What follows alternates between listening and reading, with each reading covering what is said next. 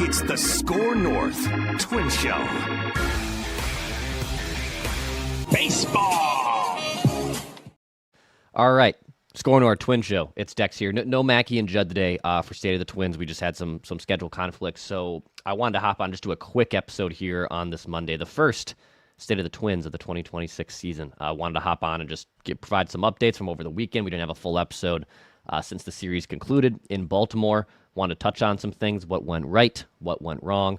Excited to be here. Hit the like button and subscribe button, too, on the SKOR North Twins Show YouTube channel. You guys have supported the channel. There's a bunch of Twins podcasts out there. I appreciate you guys coming to us for your Minnesota Twins news. So we'll have a Coach Trev Tuesday tomorrow with Trevor Plouffe on the SKOR North Twins Show. So he'll have some thoughts from his observations, too. So be on the lookout for that tomorrow afternoon. Twins now in Kansas City. They wrapped up their 3-gamer with Baltimore. Now they're in Kansas City, the built-in off day tomorrow. So I know, these off days sometimes get a little long and challenging, but at the same time, at least there is some baseball left. So let's talk about what went right, and let's kind of give an overview for the Minnesota Twins on the 2026 season. In terms of runs scored through 3 games, some teams have played 4. The Twins are 19th in runs scored. In team ERA, the Twins are 16th. Playoff odds, as we do, we'll update these every single week on the SKOR North Twins Show on Mondays, typically. The Twins have a 0.8% chance to make the playoffs. Only the White Sox, not the White Sox. The White Sox have better playoff odds, actually. The Rockies and Nationals are the only 2 teams that have a worse postseason percentage than your current Minnesota Twins, who are 1-2. Run differential-wise, they're exactly even. They scored 11 runs. They allowed 11 runs. So let's talk about some of the things that went right for the Twins in Baltimore. And honestly, as the headline suggests here for the YouTube audience or the podcast audience, hit the play button. Should the Twins have swept Baltimore? I think that's actually a really interesting question here, because on Thursday, they lose just a 1-run game. We went over in great detail. Was it the right call to pinch hit for Royce Lewis or not? We'll get into that in just a sec. But they lose on opening day. They have a bajillion runners in scoring position. They can't drive them over, and they lose. All right, that's going to happen sometimes throughout the course of baseball season, obviously. So they lose the opener. They get the off day on Friday. They reset things a little bit, and then they come back on Saturday. All right, and the Twins put together their first win of the year. They win 4-1 off the bat of Royce Lewis having the first home run of the Twins season. Again, how he responds, to that adversity was really interesting, right? He gets pinch hit for, bring in Trevor Larnach, and what does Royce do? He goes out and he homers. He puts the Twins up. He homers again on Sunday, and the Twins essentially even the series on Saturday. Taj Bradley was pretty good. He did get in some trouble with some control early on, and that is a theme of his. Can be a theme of him, but Taj goes 4.1 innings on Saturday, allows 3 hits, just the 1 run, but does strike out 9 batters, which was obviously pretty impressive. Had, I believe, 16 swings and misses. He's dialing up near 100 miles an hour. Again, I actually think of all the things that are going on with the Twins and what's really frustrating, Taj Bradley is not one of them. I actually think it's going to be really fun to watch him this year with the Twins. They traded him straight up for Griffin Jax.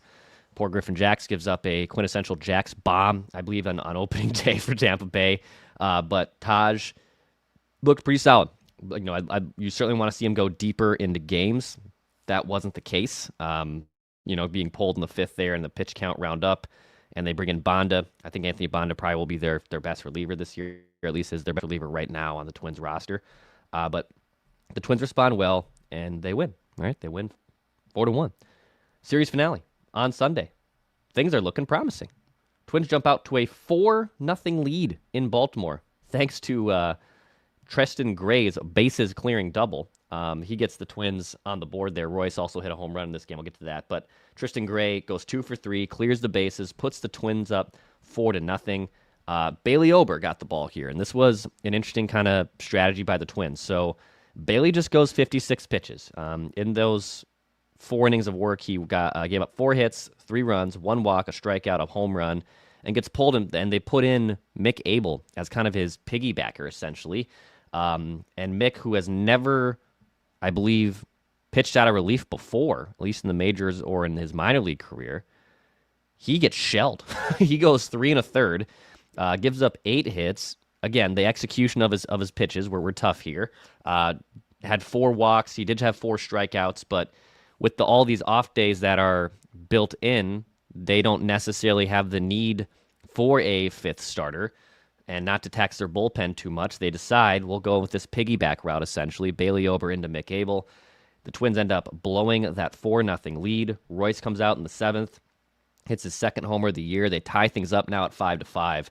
But then, again, the bullpen kind of rearing its ugly head here.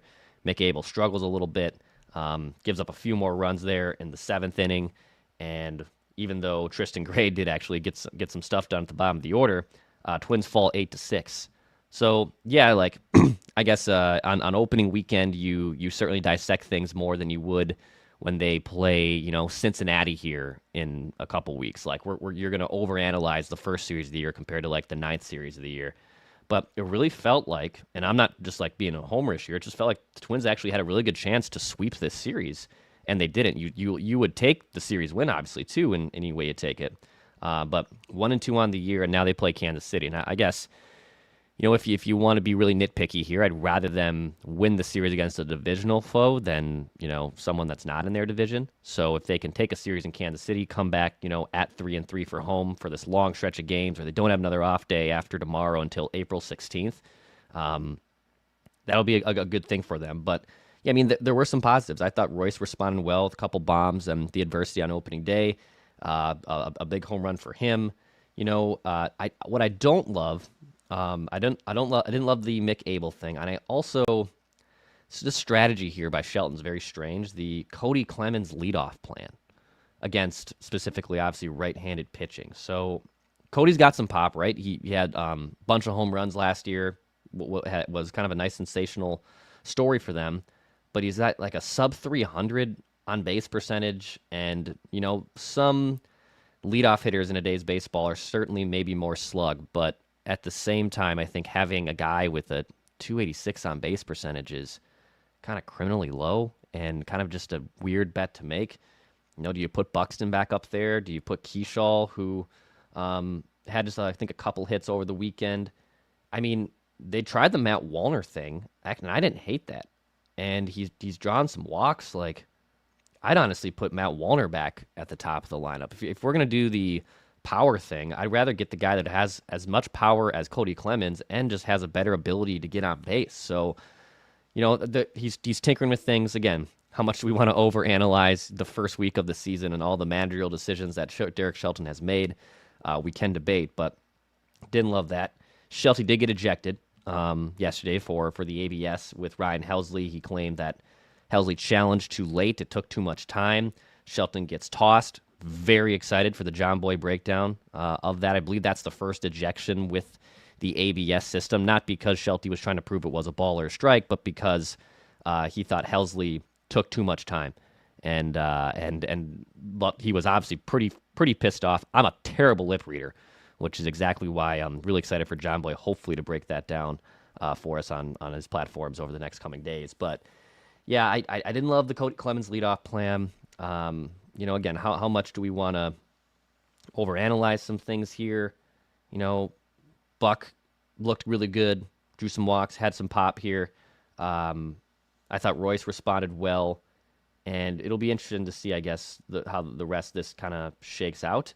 And Simeon Woods-Richardson will get the ball today in Kansas City for the Twins. So Simeon gets the ball against Chris Bubich, who is a really nasty lefty, so the Twins will have to face another left-handed pitcher today on Monday as we record this. So we'll see what that lineup looks like again. Probably get Austin Martin right as your leadoff hitter against lefties. So we'll see how the Twins respond from there. But yeah, I just wanted to go over some of the things here on the SKOR North Twins Show on the first weekend series of the year and see where they head here against Kansas City. I did think there were some positives. The runners in scoring position thing, obviously got to be better at that. Got to just take advantage of those opportunities. They didn't do that, but I thought Taj looked really well and pitched pretty well. Joe Ryan's been good. So there were some good things to take away. One more note here, though, on the SKOR North Twin Show. Again, just want to do a quick little episode with you guys because we don't have Mackie Joe with me today, but we will have a Coach Trev Tuesday with the Full Strength Show going tomorrow. Let's talk St. Paul Saints, dude. So I put a social video out on this platform over the weekend on Saturday. If you do not want to watch the Twins, if you're boycotting the Twins, go watch a St. Paul Saints game. Number one, it's a beautiful ballpark, and it's a great place to be. It's a fun organization to support.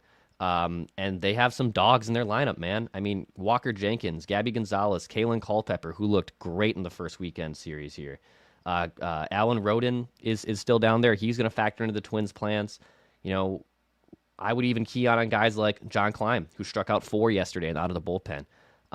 Marco Raya, who hopefully will develop into some type of nice reliever for them.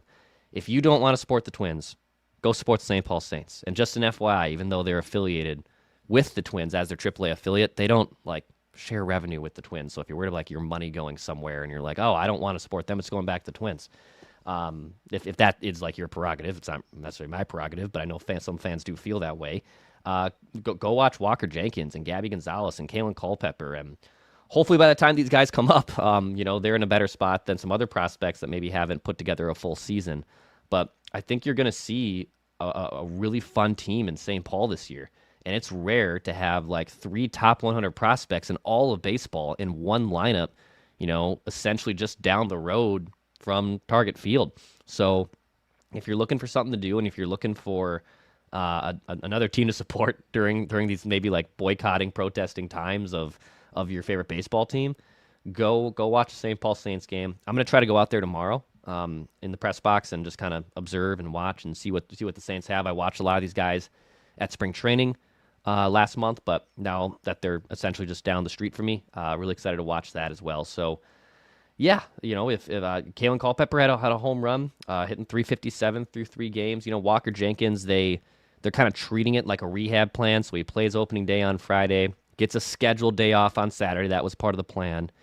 And then he's back in the lineup and plays again 7 innings yesterday, gets a couple hits, looks good. So, yeah, I mean, I'm pretty bullish on what the St. Paul Saints can do. And if you're looking for something to support, you can obviously go do that as well.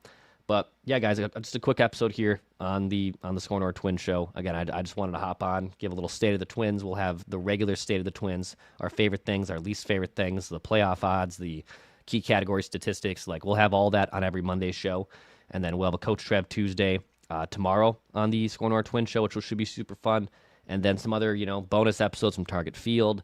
We'll mix in some Feedback Fridays after a while. We'll do Write That Downs every other week on the SKOR North Twin Show too. So if you're interested in that, hit me up and just specifically say you want to be on the Twin Show, Write That Down. We got 3 Write That Downs now, and Purple Daily, Flagrant Howls, and the Twin Show. So if you want to make some predictions with us, hit me up. We'd love to get you on the show.